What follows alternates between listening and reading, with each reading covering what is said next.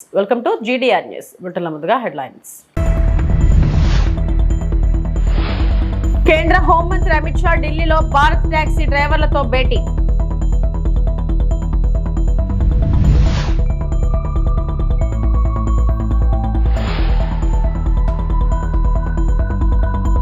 పెరంబూర్ నుంచి విజయ్ పోటీకి TVK green signal.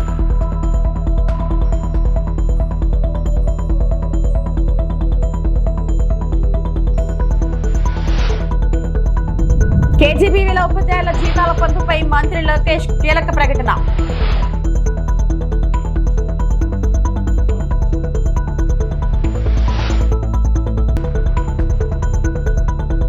అదుపు తప్పి వాగులో పడిన బస్సు, పలువురికి గాయాలు.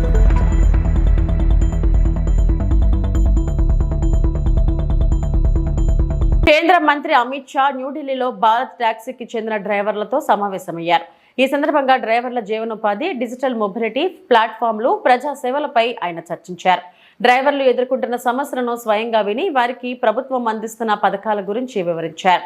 డిజిటల్ వేదికల ద్వారా ఉపాధి అవకాశాలు మెరుగుపడుతున్నాయని, వాటిని సద్వినియోగం చేసుకోవాలని సూచించారు. దేశ రాజధానిలో సురక్షితమైన, సమర్థవంతమైన రవాణా సేవలు అందించడం ఎంతో ముఖ్యమని ఆయన తెలిపారు. డ్రైవర్లతో నేరుగా మాట్లాడి వారి సమస్యలను తెలుసుకోవడమే ఈ సమావేశం ముఖ్య ఉద్దేశమని పేర్కొన్నారు. वो जो कंपनियां हैं, वो कंपनियां चलाने का उद्देश्य मालिक को धनी बनाना है. मेरी बात सच है या नहीं है? हमारा भी उद्देश्य मालिक को धनी बनाना है. फर्क इतना है कि मालिक आप हो. आप मेरी बात समझ रहे हैं? सिर्फ 500 रुपया आपको इन्वेस्ट करना है. 3 साल के बाद क्या होगा? भारत टैक्सी 1 रुपया कमाएगी. मानो भारत टैक्सी 25 करोड़ रुपया कमाई, तो 25 करोड़ में से 20%, 5 करोड़ रुपया ये भारत टैक्सी के अकाउंट में आप लोगों की पूंजी के नाते जमा हो जाएगा. और 80% पैसा किसने कितना किलोमीटर टैक्सी चलाई इसके हिसाब से वापिस आपके अकाउंट में डाल दिया. मेरी बात गले उतर रही है ना भैया? तो अभी तो आपको जो निश्चित किराया मिलना ही मिलना है, मगर आप तो मालिक हो भाई, तो मुनाफे में भी आपका हिस्सा होना चाहिए या नहीं होना चाहिए? तो ये हिस्सा आने वाला, मगर पहले 3 साल तक थोड़ा धैर्य रखना पड़ेगा. जैसे एक बच्चा होता है, हम प्यार से लालन पालन करते हैं, करते करते बच्चा 30-40 साल का होता है, हम वृद्ध होते हैं. हमने इसका लालन पालन किया, बाद में वो हमारा लालन पालन करता है. तो पहले 3 साल आपको धैर्य रखना पड़ेगा. इसलिए क्योंकि ये एडवर्टाइज करना, इसको एस्टाब्लिश करना, ये प्राइवेट कंपनी इस पर जो నటుడి నుంచి రాజకీయ నాయకుడిగా మారిన విజయ్ నేతృత్వంలోని తమిళేజ్ వెట్రి కాజుగా టీవీకే కార్యవర్గ సమావేశం వెల్లూరులో ఘనంగా జరిగింది. కఠిన భద్రతా ఏర్పాట్ల మధ్య సుమారు 4900 మంది ప్రతినిధులు పాల్గొన్నారు. ఈ సమావేశం ద్వారా పార్టీ సంస్థాగత బలాన్ని ప్రదర్శించింది. అయితే ముఖ్య రాజకీయ అంశంగా టీవీకే అధ్యక్షుడు విజయ్ ఉత్తర చెన్నైలోని పెరంబూర్ అసెంబ్లీ నియోజకవర్గం నుంచి పోటీ చేయాలనే తీర్మానం ఆమోదించబడింది. పార్టీ సీనియర్ నాయకులు కూడా విజయ్కు పెరంబూర్ నుంచి పోటీ చేయాలనే ఆసక్తి ఉందని సంకేతాలు ఇచ్చారు. ఇది ప్రస్తుతం అధికారంలో ఉన్న ద్రవిడ మున్నేట్ర కజగం బలమైన ప్రాంతంగా భావించబడుతుంది. దీంతో వెల్లూరులో శక్తి ప్రదర్శన చేసిన టీవీకే దృష్టి ఇప్పుడు పెరంబూర్ ఎన్నికల సమర రంగంపై కేంద్రీకృతమైంది. ఈ నియోజకవర్గం టీవీకే రాజకీయ వ్యూహంలో కీలకంగా మారే అవకాశాలను కనిపిస్తున్నాయి. ఎంగ ఓటు ఎంగ ఉరిమై,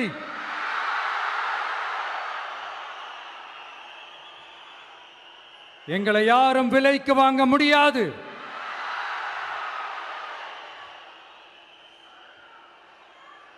எங்க ஓட்டு விசில் சின்னத்துக்கு தான்.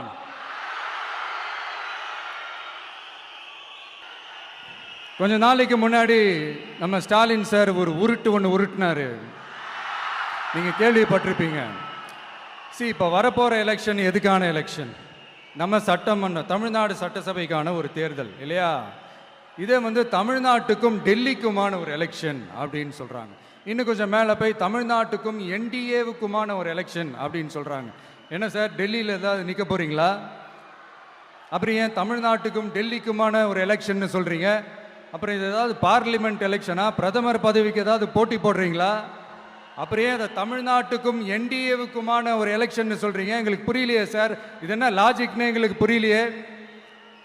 எந்த எலெக்ஷனை எப்படி டீல் பண்ணணும், எப்படி ஹேண்டில் பண்ணணுன்றது நம்ம தமிழ்நாட்டு மக்களுக்கு தெளிவாக தெரியும். நம்ம தமிழ்நாட்டு மக்கள் மாதிரி ஒரு தெளிவான மக்களை நீங்க பார்க்கவே முடியாது. சூப்பர் கிளாரிட்டியோட சூப்பர் மக்கள் சார் நம்ம மக்கள். இந்த போருக்கு போறதுக்கு முன்னாடி தான் இந்த படை பரிவாரங்களோட போவாங்கன்னு கேள்விப்பட்டிருக்கிறேன். ஆனா நீங்க என்னடானா இந்த ஒன்றுத்துக்கும் உதவாத இந்த பால் டப்பாவை உருட்டிக்கிட்டு இருக்கீங்களே சார். உண்மையிலே இந்த எலெக்ஷன் எதுக்கான எலெக்ஷன் சொல்லட்டுமா? தமிழ்நாட்டு மக்களுக்கும் ஊழலுக்கும் நடக்கிற போர், தமிழ்நாட்டு மக்களுக்கும் லஞ்சத்துக்கும் நடக்கிற போர், தமிழ்நாட்டு மக்களுக்கும் இந்த நிர்வாகத்தை சரியா செய்யாத இந்த திமுக அரசுக்கும் நடக்கிற போர், அதாவது தமிழ்நாட்டு மக்களுக்கும் உங்க ஆட்சிக்கும் நடக்கிற போர், தமிழ்நாட்டு மக்களுக்கும் ஸ்டாலின் சாருக்கும் நடக்கிற போர். இன்னும் சுருக்கமா சொல்லணும்னா விஜய்க்கும் ஸ்டாலின் சாருக்கும் நடக்கிற போர்.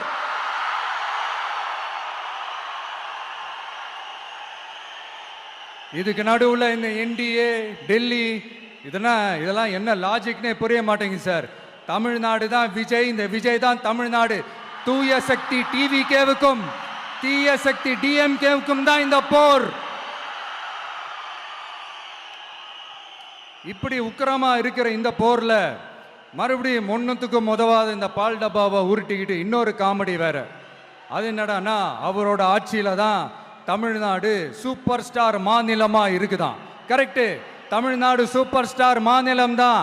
காமராஜர் அவர்கள் டைம்ல, அண்ணா அவர்கள் டைம்ல, எம்ஜிஆர் அவர்களோட ஆட்சியில. இன்னைக்கு ஒன்றுத்துக்கும் உதவாத இந்த உல்டா மாடல் ஆட்சியில தமிழ்நாடு சூப்பர் ஸ்டார் மாநிலமாலாம் ஒண்ணு இல்ல, சூப்பர் ஸ்டாண்ட் அப் காமெடிக்காரர் நடத்துற மாநிலமா மாறிடுச்சு.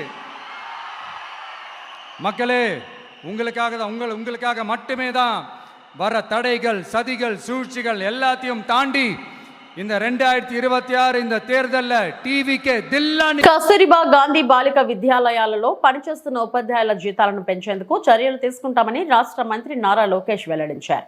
ఈ అంశాన్ని ఇప్పటికే కేంద్ర ప్రభుత్వం దృష్టికి తీసుకెళ్లినట్లు ఆయన తెలిపారు. కేజీబీవీలు కేంద్ర రాష్ట్ర ప్రభుత్వాల భాగస్వామ్యంతో నడుస్తున్న విద్యా సంస్థలని పేర్కొన్న మంత్రి జీతాల పెంపు విషయంలో కేంద్ర ఆమోదం అవసరమని వివరించారు. ఉపాధ్యాయుల సమస్యలను ప్రభుత్వం సానుకూలంగా పరిశీలిస్తుందని, తగిన నిర్ణయం త్వరలో తీసుకునేలా కృషి చేస్తున్నామని స్పష్టం చేశారు. ఏ రాష్ట్రంలో లేని విధంగా మనం చేయగలుగుతున్నాం అధ్యక్ష.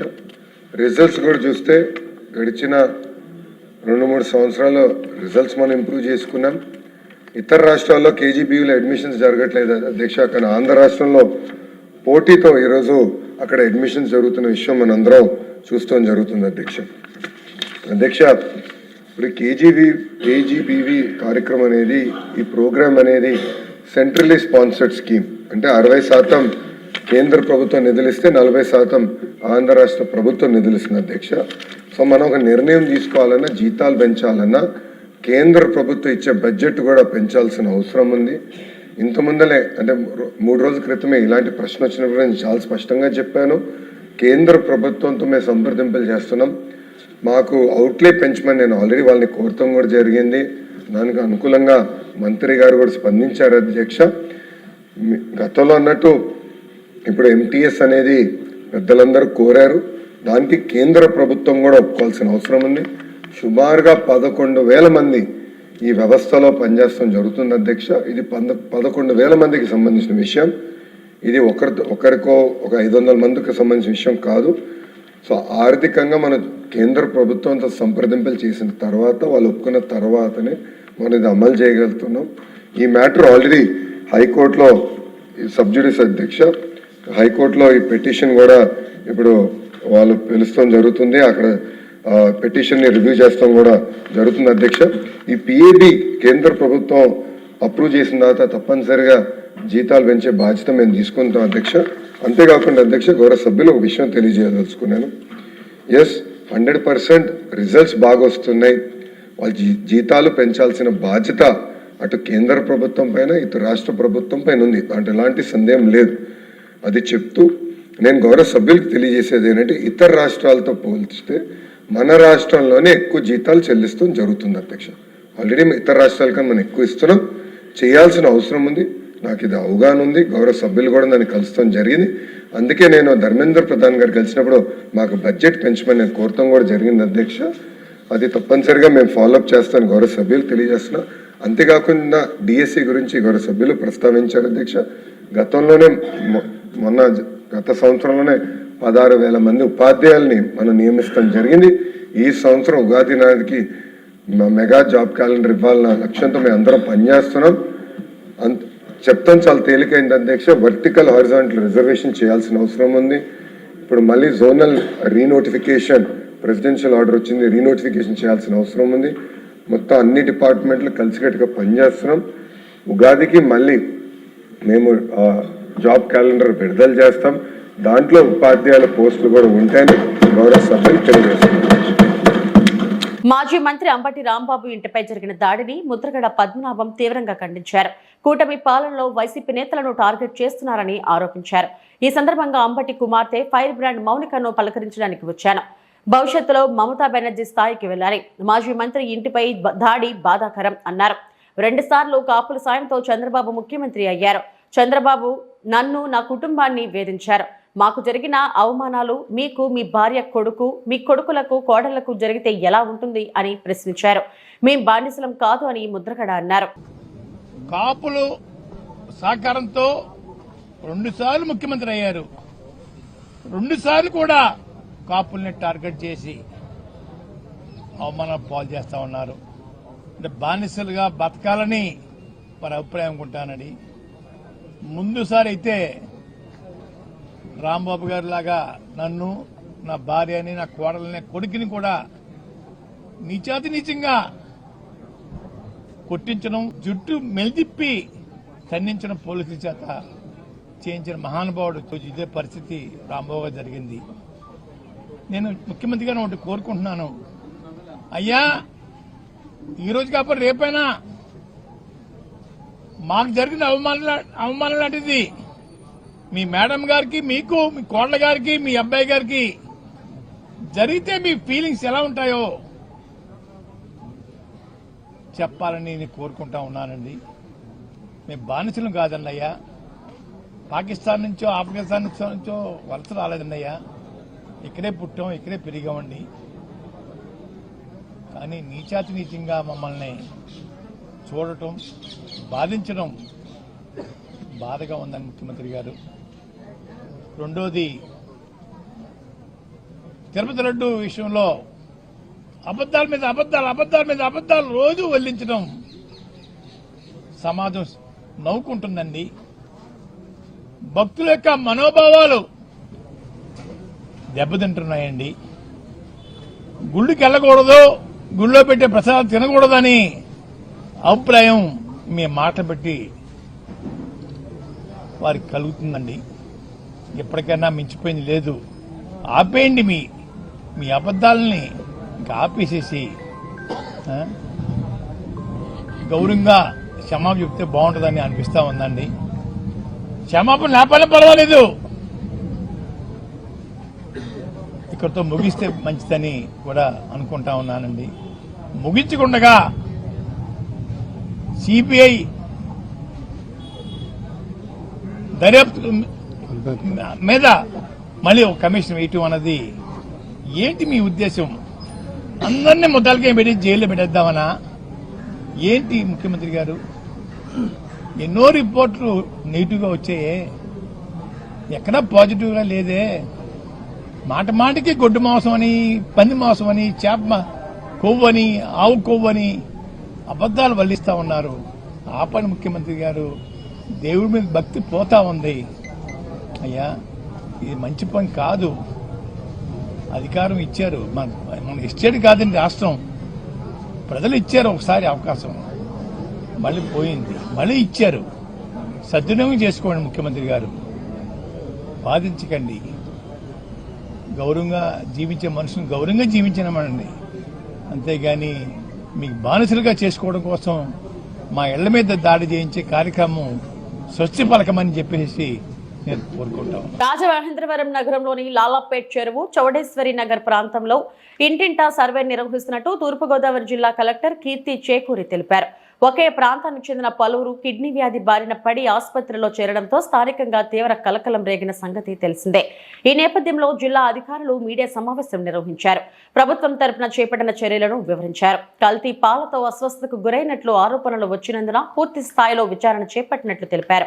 పాలు పోసిన వ్యాపారిని అదుపులోకి తీసుకుని విచారిస్తున్నామన్నారు. గోదావరి జిల్లాలో నిన్నటి నుంచి మన దృష్టికి అక్యూట్ రీనల్ ఫెయిల్యూర్తో పేషెంట్స్ మన రాజమండ్రిలో వివిధ హాస్పిటల్స్లో జాయిన్ అయినట్టు మనకి నిన్న మధ్యాహ్నం జిల్లా యంత్రాంగానికి మన దృష్టిలోకి వచ్చినప్పటి నుంచి కూడా ఇమీడియట్గా మనం ర్యాపిడ్ రెస్పాన్స్ టీమ్ వేసి మొత్తం Chowdeshwar Nagar, Swaroop Nagar and other areas ఎక్కడైతే ఉన్నాయో సర్వే చేయడం జరిగింది. సో అన్ని సర్వేలో కూడా వాటర్ శాంపిల్స్ నుంచి అన్నీ కూడా టెస్ట్ చేయడం జరిగింది. మనకు వాటర్ ఇష్యూస్ ఇవన్నీ కూడా రూల్ అవుట్ చేసుకున్నాము. తర్వాత ఈ అందరికీ కూడా there is one common link. Different హాస్పిటల్స్లో 12 మంది వరకు మన రాజమండ్రి అర్బన్ హాస్పిటల్స్లో ఈ అక్యూట్ రీనల్ ఫెయిల్యూర్తో సఫర్ అవుతున్నారు. కొంతమంది డయాలసిస్లో ఉన్నారు. అందరికీ కూడా ఎలివేటెడ్ రీనల్ లెవెల్స్ ఉన్నాయి. సో వీళ్ళందరికీ కూడా మనం కామన్ లింక్ చూస్తే there is one milk vendor who supplying milk to all these families. So వెంటనే పోలీస్ టీం కూడా వెళ్ళి అతన్ని కస్టడీలో తీసుకోవడం జరిగింది. ఎఫ్ఐఆర్ కూడా రిజిస్టర్ చేయడం జరిగింది. ఈ నేపథ్యంలో నిన్నే సీఎం గారు మా అందరితో రివ్యూ చేపట్టడం, స్టేట్ లెవెల్ టీంతో రివ్యూ చేపట్టడం జరిగింది. సో స్టేట్ లెవెల్ నుంచి కూడా ఎక్స్పర్ట్ టీమ్ ఇస్ హియర్. జిల్లా లెవెల్లో ఆల్ డిపార్ట్మెంట్స్, కార్పొరేషన్ తరఫు నుంచి ఇంటింటికి సర్వే చేయడము, సిమిలర్లీ మిల్క్ వెండర్ ఇచ్చిన 106 ఫ్యామిలీస్కి పాలు ఇవ్వడం జరిగింది. ఆయన పాలు సప్లై చేయడం జరిగింది. ఈ 106 ఫ్యామిలీస్లో కూడా ఎంతమంది అయితే పాలు కానీ, పెరుగు కానీ, టీ కానీ, కాఫీ కానీ కన్జ్యూమ్ చేశారో వాళ్ళందరికీ కూడా బ్లడ్ శాంపిల్స్ నిన్న నైట్ నుంచి తీస్తున్నాము. ఇప్పటి వరకు సుమారుగా 73 శాంపిల్స్ తీయడం జరిగింది, బ్లడ్ శాంపిల్స్. ఈరోజు ఈవినింగ్కి మనకి రిజల్ట్స్, బ్లడ్ శాంపిల్స్ యొక్క రిజల్ట్స్ వస్తాయి. ప్రిలిమినరీగా ఈరోజు అందరూ కూడా ఇంటింటి సర్వే ప్రకారము ఎవరికైతే ఆయన పాలు సప్లై చేశారో ప్రిలిమినరీ రిజల్ట్ ఇప్పుడు వరకు కూడా అందరూ కూడా సేఫ్గానే ఉన్నారు. అయినా సరే మనము అబండెంట్ కాషన్గా we are testing all samples. So everyday surveillance మనము ఈ ఫ్యామిలీస్ మీద చేపడుతూ ఉంటాము. So that sudden onset of any symptoms వచ్చినా సరే వెంటనే మనము ఎర్లీ ఇంటర్వెన్షన్ తీసుకుని we will be able to save life. ఇదే కాకుండా యానిమల్ హస్బెండరీ డిపార్ట్మెంట్ తరపు నుంచి ఈ పాలు ఒక 42 ఫార్మర్స్ దగ్గర నుంచి 46 యానిమల్స్ నుంచి పాలు సేకరణ జరుగుతూ ఉంది. సో ఈ పాలు సేకరణలో యానిమల్స్ దగ్గర ఉన్న కన్జ్యూమ్ చేసే గడ్డి కానీ లేదా యానిమల్ యొక్క శాంపిల్స్, తర్వాత ఫుడ్ శాంపిల్స్, ఇవి రెండు కూడా టెస్ట్ చేశారు. ఇవన్నీ కూడా ఫోరెన్సిక్ టీమ్కి ప్లస్ యానిమల్ హస్బెండరీ ల్యాబొరేటరీకి కూడా పంపించడం జరుగుతుంది. సో ఇది కాకుండా పోలీస్ వైపు నుంచి కూడా he's under custody, cases are registered and close team వెళ్ళి కొన్ని స్పాట్లో కొన్ని శాంపిల్స్ కూడా కలెక్ట్ చేయడం జరిగింది. ఫుడ్ సేఫ్టీ డిపార్ట్మెంట్ విభాగం నుంచి ఈ పాలు, పెరుగు కూడా ఒక ఇంట్లో దొరికినవి పాతవి, ఆ శాంపిల్స్ కూడా తీసుకుని Hyderabad and Vizag food safety ల్యాబొరేటరీస్కి పంపించడం జరిగింది. ఆ రిపోర్ట్స్ కూడా మేము త్వరలో వెయిట్ చేస్తున్నాం. You are awaiting that report.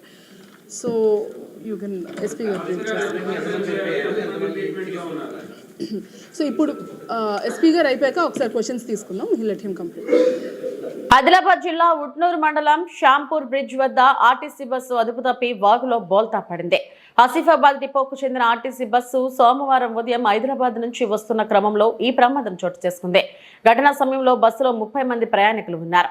ఈ ప్రమాదంలో కండక్టర్కు తీవ్ర గాయాలు కాగా పలువురు ప్రయాణికులు స్వల్ప గాయాలతో బయటపడ్డారు. విషయం తెలుసుకున్న స్థానికులు వెంటనే క్షతగాత్రులను ఉట్నూరు ప్రభుత్వ ఆసుపత్రికి తరలించి చికిత్స అందిస్తున్నారు.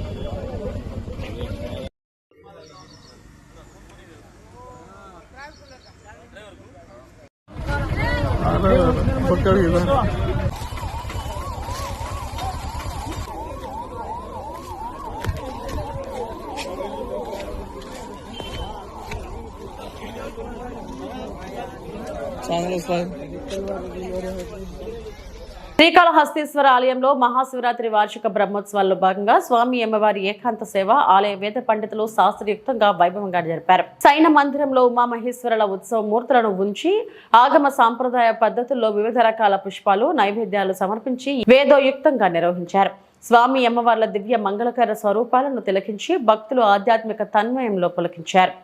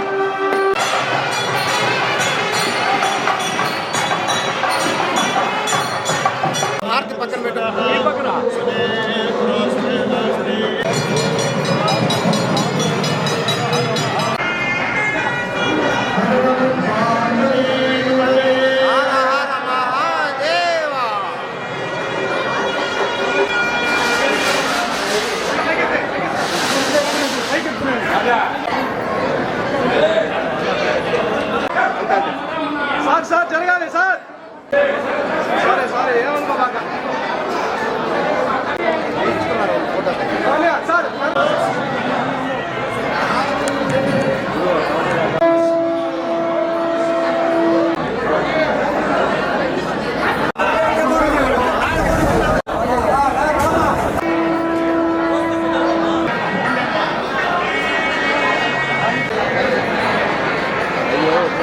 గత ప్రభుత్వ హయాంలో తిరుమల లడ్డు కల్తీ అయ్యిందన్న విషయం తమని చాలా ఆవేదనకు గురిచేసిందని ముఖ్యమంత్రి చంద్రబాబు దీనిపై తగిన విచారణ జరిపి కఠిన చర్యలు తీసుకోవాలని కోరుతూ వివిధ మఠాధిపతుల నుంచి సీఎంకు లేఖలు వస్తున్నాయి. ఇది పెద్ద జియంగారు మఠం పీఠాధిపతి శ్రీ శ్రీ శ్రీ నడగొప్ప రామానుజ పెద్ద జిఆర్ స్వామి పంపిన లేఖ. ఆ పీఠాధిపతి గారు పంపించిన ఆ యొక్క పత్రాన్ని మీకు చదువుతాను, వినండి.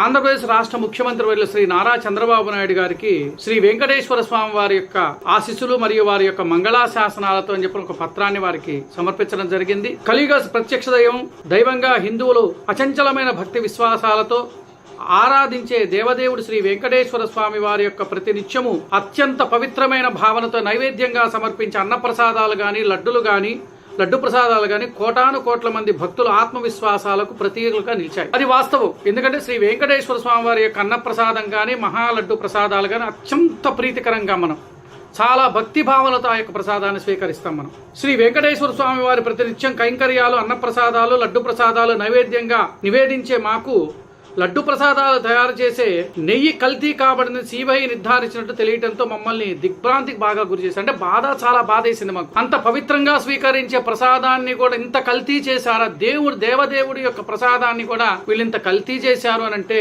చాలా మనసు మాకు చాలా కలిసివేసింది అని చెప్పేసి. కల్తీ జరిగిందని తెలిసే గాన అదే నెయ్యిని పవిత్ర ప్రసాదం తయారీలో కొనసాగించిన ఘోర అపచారమే కాకుండా ధర్మానికి విరుద్ధమైన అత్యంత బాధ్యతారహితమైన చర్యగా భావించవలసి ఉంటుంది.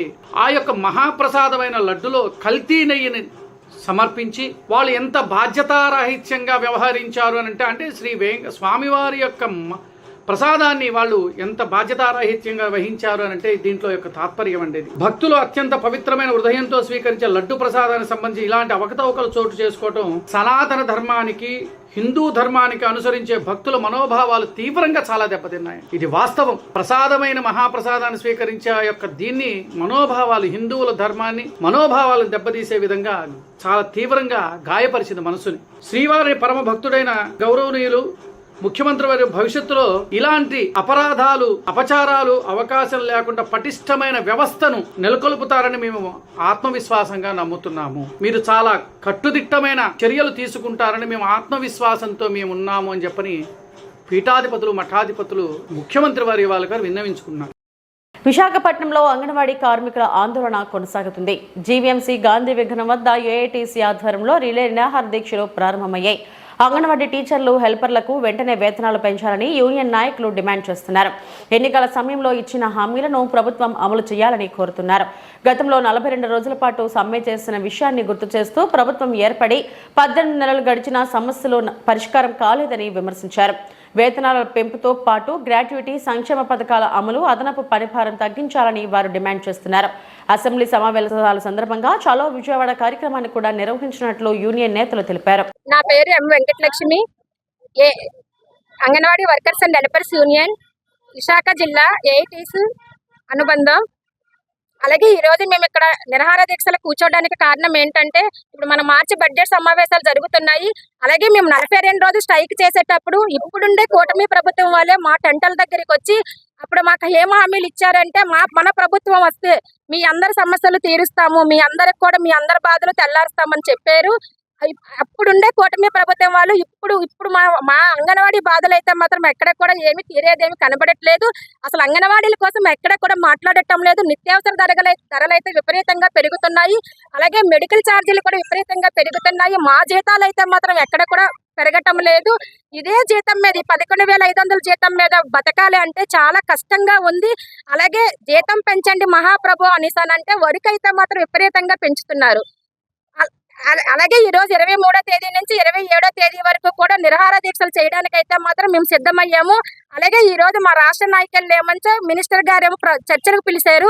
అదే విధంగా ఈ రోజు చర్చల్లో మా సక్సెస్ అయితే మేము ఈ రోజు నుంచి ఆపడం అయితే జరుగుతుంది. లేకపోతే విఫలంగానైతే చర్చలు అయితే మాత్రం కంటిన్యూ చేయవలసి వస్తుంది. ఇంకా పోరాటం అయితే మాత్రం ఉద్రిక్తం చేస్తాము. అలాగే 2వ తేదీ చలో విజయవాడకు కూడా మేము పిలుపునివ్వడం జరిగింది. అలాగే 2 దఫాలు ఈ ప్రభుత్వ హయాంలోనే అంగన్వాడీ జీతాలు అయితే పెంచడం జరిగింది. అలాగే ఇప్పుడు కూడా ఇదే ప్రభుత్వ హయాంలో జీతాలు అయితే పెంచుతారనేసి ఆశిస్తున్నాము. అంగన్వాడీ అక్క చెల్లెమ్మలందరం కూడా ఎదురు చూస్తున్నాము. అలాగే కానీ మా అంగన్వాడీలకు జీతాలు అయితే పెంచినట్టుగా అయితే మాత్రం మేము గడపకి కూడా ఈ కూటమి ప్రభుత్వం కోసం మేము ప్రచారం చేసి మళ్ళీ ఈ ప్రభుత్వానికే సపోర్ట్ చేసి మేము అందరం తెచ్చుకోవడానికి అయితే సిద్ధంగా ఉన్నాము. ఇవి ఇప్పటివరకు నా బులెటిన్ అప్డేట్స్.